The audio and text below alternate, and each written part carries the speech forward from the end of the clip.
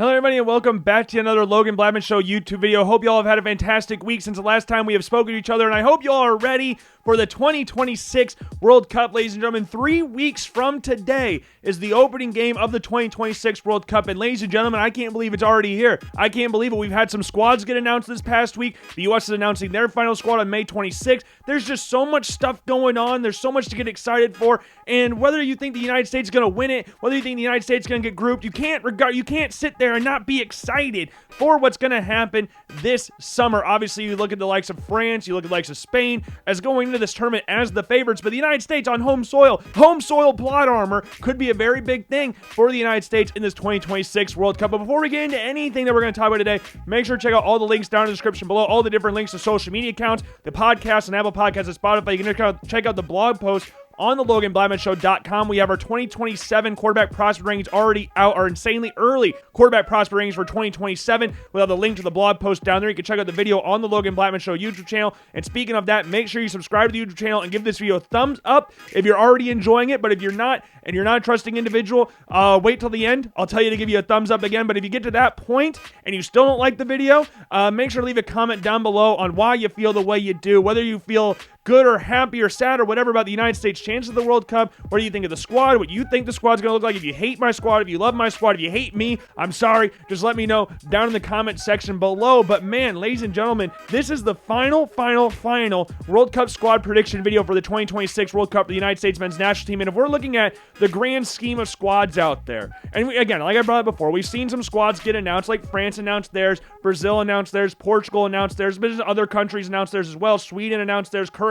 There's been a good amount of countries announcing their squad. England announced theirs on Friday, but if you look at like France, no Eduardo Camavinga going to the squad. If you look at Portugal, 4 goaltenders on the squad. If you look at the likes of Brazil, Neymar got included in the squad. João Pedro not going to the World Cup. While Ryan from Bournemouth, great young talent, but would you really think that he should go to the World Cup over someone like João Pedro, who scored 15 goals for Chelsea this past season? I'm not sure. If you would have asked people about a month ago, he would have been one of the betting favorites to lead the line for Brazil going into this World Cup. So there's been a couple of surprises in some of these squads that have been announced recently. And as for the United States, I don't really think at this point in time we're going to get any real surprises in here. Like maybe if like Patrick Agyemang wasn't hurt, maybe if Johnny Cardoso wasn't hurt, maybe we would have some prizes in there. Like I don't really know if there's going to be that big of a surprise in here. Yes, there could be some young players that squeak into the squad, but I think right now I have a general idea of what the squad's going to be. I don't really know if I would change too much of it. I would love to see some young players, and then we'll bring them up later in the video, but I think they're ones for the future. I don't know if they're players that Mauricio Pochettino would look at right now and say, I'm going to bring them up for the 2026 World Cup. Crazier things have happened. I understand that, and I think these players do deserve some honorable mention in this video, but I just don't think this is their time for the national team at this point in time. But before we get into the honorable mention section, we're going to go over the squad in general, starting with the goaltenders. I think the top 2 guys are fairly self-explanatory, and that's Matt Freese and Matt Turner. If you're looking at just club form right now, Matt Turner has been the better of the 2 goalies. He has a higher save percentage. They have the same amount of clean sheets, but he's prevented more goals. He's had the most saves per 90 third most saves per 90 in the league. They're sitting above NYCFC, New England Revolution, sitting above NYCFC in the Eastern Conference. They sit 3rd. NYCFC sits 5th. Like comparatively, Matt Turner has about a 76% save percentage, which is good for 3rd in the league, whereas Matt Freese has about a 70%. If you're just comparing it based on the amount of shots they face, Matt Turner's faced more shots. So if we're just going strictly on club form right now, you'd probably say Matt Turner's the favorite to be the starter. But if you're looking at what their performances for the national team have been, if you look at what Mauricio Pochettino has favored between the 2, the betting favorite right now is Matt Freese. Whether you agree with that or disagree with that, Matt Freese has the performances for Matt Turner prior to Pochettino taking over, and even those first little bits of him taking over, left a lot to be desired from that goalkeeper position, which opened the door for someone like Matt Freese to take hold of. Has Matt Freese got a stranglehold on that number 1 goalkeeping shirt? No. I think Matt Turner will end up wearing the number 1 jersey for the U.S. going into this World Cup, but if I had to pick who's going to start at this point in time, I would say it's Matt Freese. And in regards to that 3rd third choice goalie, you're going to see like Patrick Schulte from the Columbus Crew, Roman Celentano from FC Cincinnati, but Chris Brady to me is the most obvious choice here. He has the second joint most clean sheets in the league this season, only behind Hugo Lloris, and has a save percentage, about 72% save percentage, which sits right in between Matt Freese and Matt Turner, with Matt Turner obviously being the higher one. I don't know why I went like that with Matt Freese and Matt Turner. Matt Turner's higher. Matt Turner's got a higher one, but I think Brady is one for the future. I do think Brady's got the highest ceiling out of the three. I do think on just in general, I do like Chris Brady the most out of the three. But if we're just looking at what Pochettino has done in the past with these squads, with these goalkeepers, it's going to be between Matt Freese and Matt Turner. If I had to pick one to start the United States as a prediction, I would say Matt Freese. I don't think that's too crazy to say. But if we're going further up the field, we'll start off with right back. Whether you want to call it a right back, right wing back spot, whatever you want to call it, Sergiño Dest is going to be the favorite to start at that position. 1 goal, 5 assists to his name for PSV Eindhoven this season as they won another league title. He's played at both left back and right back, been rotating there, battled some injuries, which is pretty standard for Sergiño Dest. Missed time from March all the way until May. Played 90 minutes in their 4-0 win or 5-1 win against FC 20 in the final game of the season. And Dest, if we're just talking about pure talent, is obviously the most talented right back the United States has. And we're going on the history of the United States just on raw talent. Sergiño Dest is the most talented right back the United States has. Is he temperamental? Yes. But I think he's so good, and I think that in a back three with 2 wing backs, I think he fits perfectly with that system for Mauricio Pochettino. If we're looking at the backup options there, Timothy Weah is another guy there, and I know you could probably put him as a right winger. He played at left winger under Mauricio Pochettino as well, but throughout his club season at Marseille, he's been mostly playing as a right back in a back four. They play a 4-2-3-1 or in a right wing back position as well. Those have been his 2 positions he's mostly occupied this year, and he's got 2 goals and 2 assists to his name. I believe he has like 26 or 29 starts as well. He played as a right back, a standard right back for Mauricio Pochettino in the game against Belgium, so we'll see if that's the position that he occupies for the United States. But again, you could put him up with the forwards. That's perfectly fine. That's the position he's played the most throughout his United States men's national team career. But with Pochettino more than likely to play this back 5 or back 3, however you want to look at it, I think it makes the most sense to say that Timothy Weah is a right back in this system for Pochettino going into the World Cup. And as for the other 2 guys, because I do have a lot of right backs here, and this is something that the United States did going into 2022 as well, where you look at like Shaq Moore was brought, Dest, Yedlin, Scally, like they brought a good amount of right backs. And I think we're going to do the same thing going into 2026. And speaking of Scally, I do have him in the squad. If I had to rank them, I would put him as the fourth right back, but I do think that he can occupy that right center back spot in a back 3 as well, which I think providing that versatility is big for Mauricio Pochettino, and as somebody who has consistently played with a back 3 or back 5 formation at club level will also benefit him going into this tournament as well. But he has that experience. He has World Cup experience, so I do think there's going to be that movement for him in the squad. I do think, though, well, I'll bring up who I think the alternate is to Joe Scally, because again, I would put him at 4th, but he did just become the youngest non-German to reach 150 appearances in Bundesliga history. So that's pretty damn cool. That's pretty damn cool stuff. But I do have him in the squad. But the final right back hero I would list as right back 3. But since I brought up Scally with the 2022 World Cup, I thought it makes sense to bring him up there as well. Alex Freeman. He's only started 3 games. He's only played 9 games for Villarreal this season. And he did put in some solid performances against Celta Vigo and Levante in La Liga. And they came away with wins in those 2 games. I think Alex Freeman is a guy that Mauricio Pochettino kind of alluded to before in regards to we don't really care.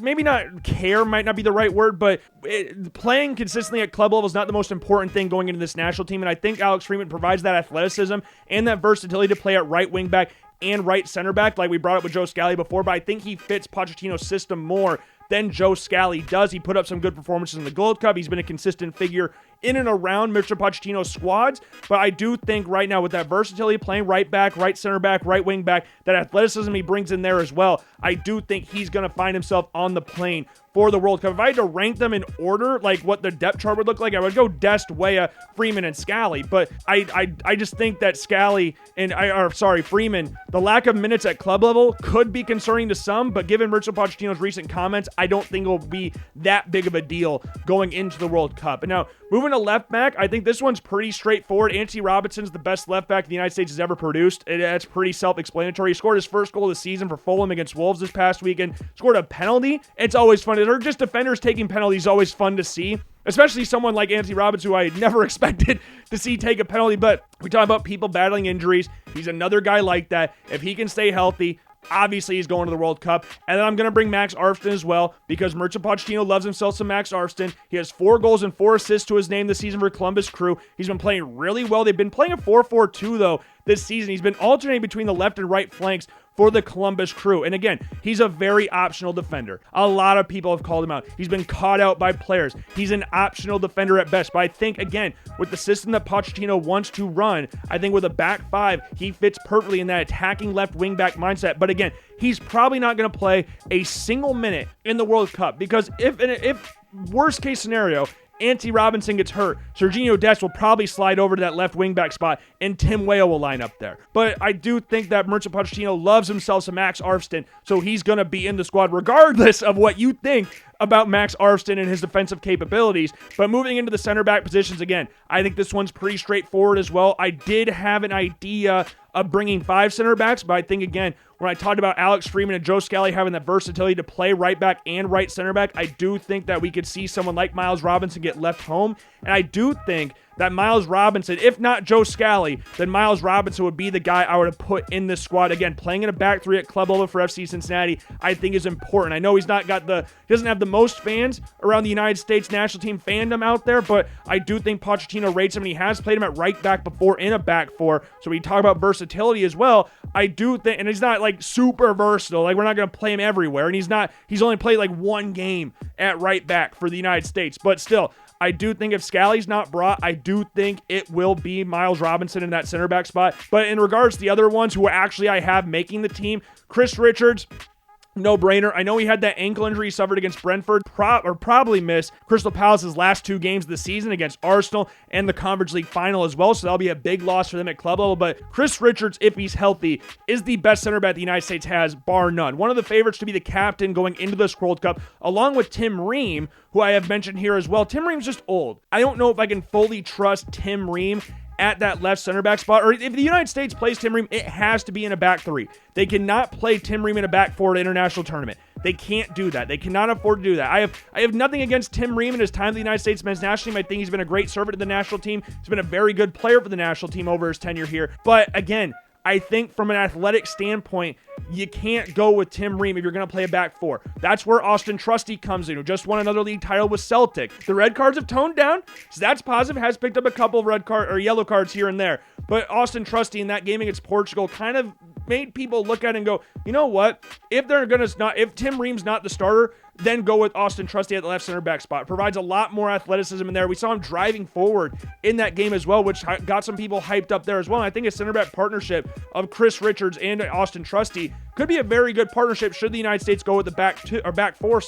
But if they go with the back 3, Tim Ream will probably be starting and maybe the captain for the United States going to this tournament. And the final center back is Mark McKenzie. I've never really been the biggest fan of Mark McKenzie, but I do think he's had a very good season for Toulouse over in France. He plays that right center back spot. Could be one of the starters for the United States should they go with the back 3. I think he's the guy that you're looking at in there as well as that 4th center back option behind Richards, Ream, and Trusty. But I think those 4, I'm fairly confident that Mircea Pochettino will choose those 4 going into the World Cup. Going into Tuesday, I guess I should say. But again, Miles Robinson, I think, could feel a little bit hard done by not being included in this spot. I do think like Noah Kai Banks could be another person that you mentioned in here, but he's played 1 game since March. He's played 1 game. He came on as a 29-minute sub in Augsburg's last game of the season. They lost 4-0. Now, they were already down 3-0 when he came on, but he's been an unused sub in the last 5 games prior to this one. I don't really know at this point, like a month ago or however many months ago, it would have been crazy to say, oh, I don't want Noah Kai Banks in this World Cup squad. I do think he's immensely talented. He's one for the future for sure.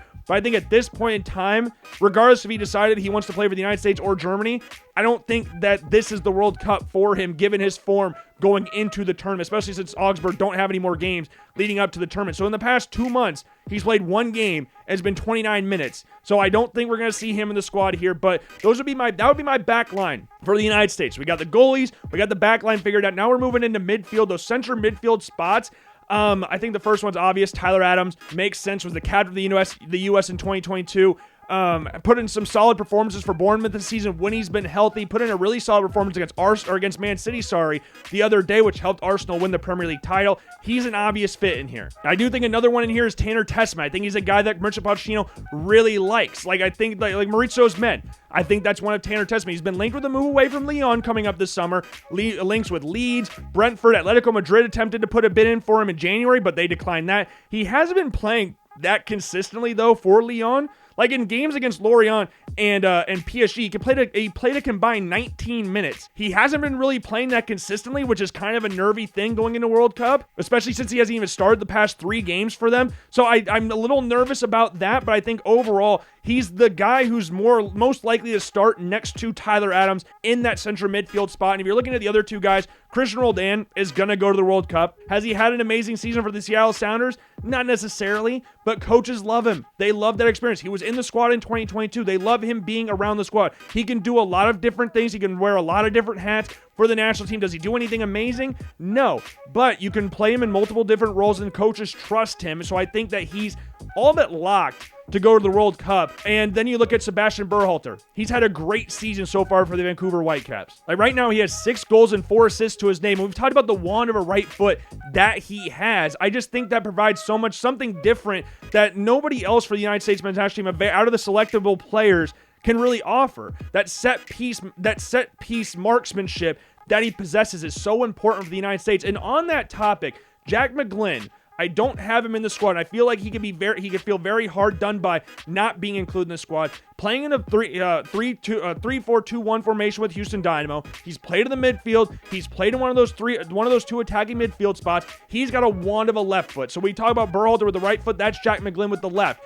That is something that nobody can even come close to replicating for the United States men's national team. If you look at the squad that the United States has possessed, the only people that are left-footed that are really in a shot of making this World Cup squad are Anthony Robinson, Max Arston, Austin Trusty, and Tim Ream. That's it. That's what Jack McGlynn could provide. I think Jack McGlynn's had a very good start to the season for the Houston Dynamo, but I think he's just going to miss out on a chance to go to the World Cup. And I do think Audrey Mehmedi from New York Red Bulls, 17 years old, 1 goal, 2 assists, was named to a more deep midfield position for New York Red Bulls. One of the youth revolution that they have going on under Michael Bradley with the New York Red Bulls. I just think, again, it's too early at this point in time to say that he makes the World Cup squad, but he's definitely one to watch out for in the future. He has made appearances for the U15 Albanian side, as well as the United States, but he is definitely one for the future for the United States in these upcoming World Cups. And the last midfielder I want to mention here is Aiden Morris, who can feel the most hard done by not getting selected for the World Cup squad. Bosses the midfield for Middlesbrough in the championship. They're going to the championship playoff final against Hull City after the whole Spygate thing with Southampton got them expelled from the championship final. Yeah, he's just been playing great for Middlesbrough. I know he didn't have the best international camp last time out, but I do think that he can feel very hard done by, especially with the likes of Johnny Cardoso not being in the squad due to an injury.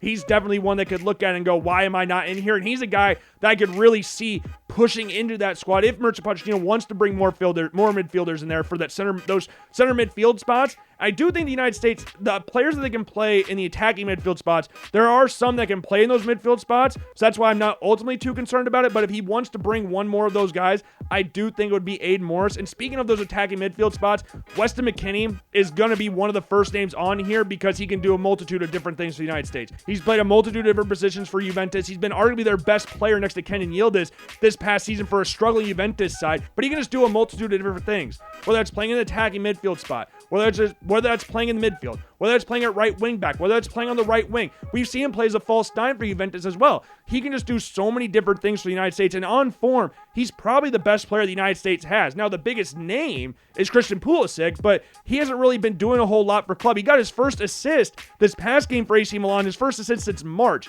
He still hasn't scored since December, though. He still obviously hasn't scored for the national team since then because we had this conversation the last international window the United States has, but Christian Pulisic is the main star for the United States national team. He's Captain America by name. Is he going to wear the captain's armband going to the tournament? I don't know. Pochettino just wants him on the ball. Whether that's playing him in one of those 10 positions, whether that's playing him as a striker, he wants him centrally. He's always talked about playing him in that Christian Eriksen role. And if the U.S. is going to do anything, they're going to need Christian Pulisic to find his goal-scoring shoes, which is something he hasn't done for club or country. Now, that being said, he is still second in AC Milan's scoring charge, only behind Rafael Leao, and is joint top of AC Milan with goals and assists jointly with Rafael Leao. I think he also leads AC Milan in assists, but he hasn't been doing it consistently. He's been rotating up top with them and playing in a front two in Allegri's system, which has just been a weird rotation of players for that front two. Like we brought it up before, like Leao is not naturally a striker. They're playing him as a striker. Pulisic's not naturally a striker, playing him as a striker. But then you got Fulcru, Santi Jimenez, Christopher Nkunku. Like they're playing a lot of different guys. They're rotating a lot of different guys there.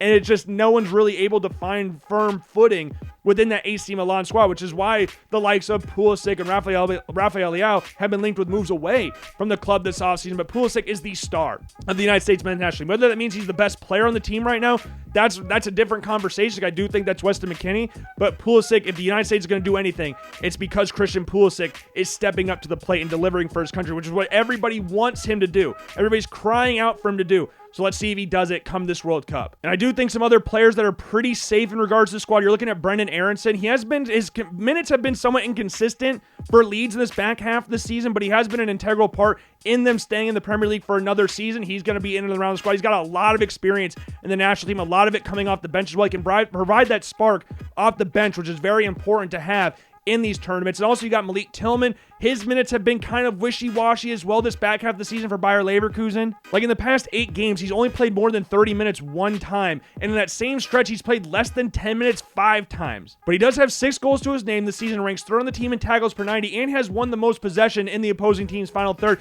So even though he's playing as one of those attacking midfield spots in the front 3, he does provide that work ethic defensively, which is what's really important with Mauricio Pochettino in this system. Now, the last 2 spots in this position, I do think are going to be kind of contentious, but I do think that at this point in time, I feel like they're going to be in and around the squad or in the squad. And these are 2 people that we said were in the danger zone in the last video we made about the U.S. when we did the tier list, and that's Diego Luna and Giovanni Reina. I do think they're going to both wind up being in the squad, but again, it wouldn't shock me if one of those guys was left at home. I would be kind of surprised if both of them were left at home, but I do think Giovanni Reina, from a talent standpoint, is one of the most talented players that the United States has at disposal. Regardless of what he's doing at club level, he's one of the most naturally talented and gifted players the United States has. Now, he scored his first goal for Mönchengladbach on May 9th. He's got 4 starts to his name in 19 appearances, but if you look at the per 90 stats in the Borussia Mönchengladbach squad, he's one of the top players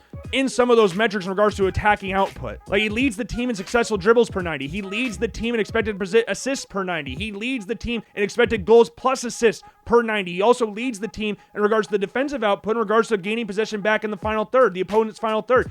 He's a guy that, if he was actually playing consistently at club level, could be one of the best players the United States has. But that consistency of playing at club level has hurt him over the past couple years. But when you see him play, and you see him playing with confidence, there's just no way you can sit there and go, yes, you leave him off the squad going into this World Cup. I think he has to go to the World Cup, and I hope he gets more minutes than what we saw in 2022. But there seems to be a lot less drama off the field with Reina and his parents and Berhalter. So hopefully that's all behind us now. So I just hope he gets some minutes there. In regards to Luna, he missed preseason for Real Salt Lake. He did not go to the United States in their last international window, so there was a lot of conversation around whether he was going to be in and around the squad, but he's been playing so well for RSL to kick things off the season. 4 goals to his name, 1 assist to his name as well. He scored or assisted in 6 of RSL's last 7 games. He also leads the team in big chances created as well. Like Diego Luna, and he's been in damn near every single ad for the United States going into this World Cup. It'd be very odd to see him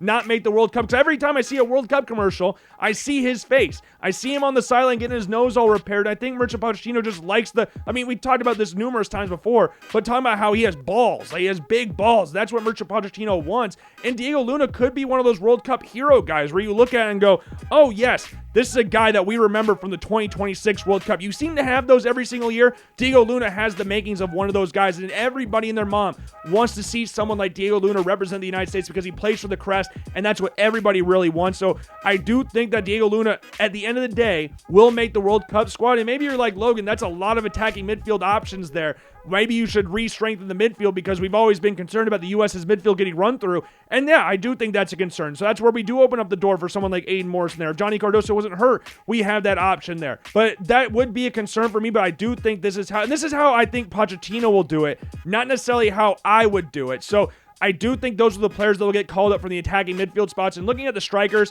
I think these ones kind of pick themselves. It's Balogun, Pepe, and Haji Wright. It's pretty self-explanatory. Pepe has 19 goals to his name for PSV as they won another Eredivisie title. Haji Wright scored 17 goals as Coventry not only got promoted to the Premier League, but won the championship outright. And Valerian Balogun, 13 goals, 4 assists to his name, has been in red-hot form. I mean, Ricardo Pepi, he scored, I think, 6 goals in their last 5 games or something like that. Like, he's been on freaking fire since the last international window. So, all the questions that we may have had about Ricardo Pepi in regards to favoritism from Mauricio Pochettino should be pushed aside, because I have a hard time believing, given the other strikers the United States has at their disposal right now, Mauricio Pochettino would leave someone off like Ricardo Pepi, who has 19 goals to his name at club level. Regardless of what you think about the Eredivisie, Ricardo Pepi's in red-hot form and will be one of the strikers going to this World Cup. Same with Wright, same with Balogun. Balogun's going to be the starter for the U.S. going in, but likes of Haji Wright can play on the left if he needs to. Like, he's a versatile player up front. So I think those 3 guys are all but locked to go to the World Cup. I know there might be some shouts for like Julian Hall,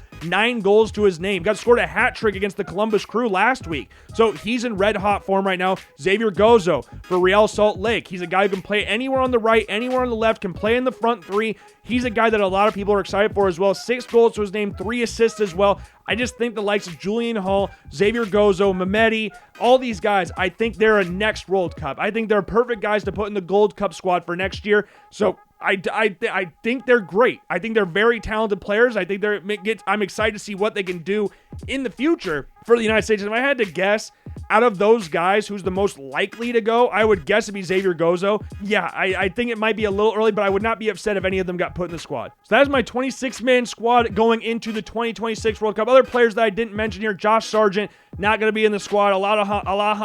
Alejandro Zendejas, also probably not going to be in the squad as well. Gianluca Busio, Yunus Musa, not going to be in the squad either. But yeah, I do think that, again, this squad's pretty straightforward. Maybe you could tweak a few things here and there, but I don't think we're going to get a lot of massive surprises, because remember back in 2022, like Ricardo Pepi not making the squad was a big surprise, especially for like Jesus Ferreira, and Haji Wright at that time was not held in the same regard that he is right now, to where like I'm expecting him to make the squad. At that point in time, he was a surprise to make the squad. Shaq Moore was a surprise to make the 2022 squad. I don't think we're going to get those at this point in time. Maybe I'm wrong. Maybe we do see a young guy in there. Maybe we see a bigger name get left off. Maybe like Berhalter or Roldan get left off, and everybody's hyping him up about making it because Pochettino seems to love him, and they don't ultimately make it. And then fans on Twitter start going crazy because they don't want MLS guys in the United States men's national team. But overall, here's my squad again. Goaltenders, we got Matt Freese, we got Matt Turner, and Chris Brady. At right back, we have Serginho Dest, Timothy Weah, Alex Freeman, and Joe Scally. Center backs, we have Chris Richards, Tim Ream, Mark McKenzie, and Austin Trusty. Hope Chris Richards gets a speedy recovery. Left back, Anthony Robinson and Max Arston. In the central midfield spots, we got Tyler Adams, Sebastian Berhalter, Christian Roldan, and Tanner Tessman. In the attacking midfield spots, we got the likes of Weston McKennie, Christian Pulisic, Brendan Aronson, Malik Tillman, Giovanni Reina, and Diego Luna. And then up top, obviously, it's Valerian Balogun, Ricardo Pepi, and Haji freaking Wright. That is the squad, my predicted squad for the 2026 World Cup. Again, let me know what you think of the squad down in the comment section below. If you like it, love it, whatever, hate it, if you think it's terrible, what are your thoughts down in the comment section below? Leave them down there. Also, leave a prediction of what your squad's going to look like. If there's any players that I forgot to mention completely, that you bring them up to me down in the comment section below. And of course, I've been Logan Blackman. We'll have another video coming out for you after the United States release their squad on Tuesday. We have some previews coming out for you as well for the games against Senegal and Germany. So make sure you subscribe to the YouTube channel if you haven't already, so you can stay up to date on those. And also give the video a thumbs up if you enjoyed it. If you did not, I sincerely apologize. Try to be better next time. Again, leave a comment down below. Check out all the links down in the description. I, of course, have been Logan Blackman, and I will see you guys later. Peace.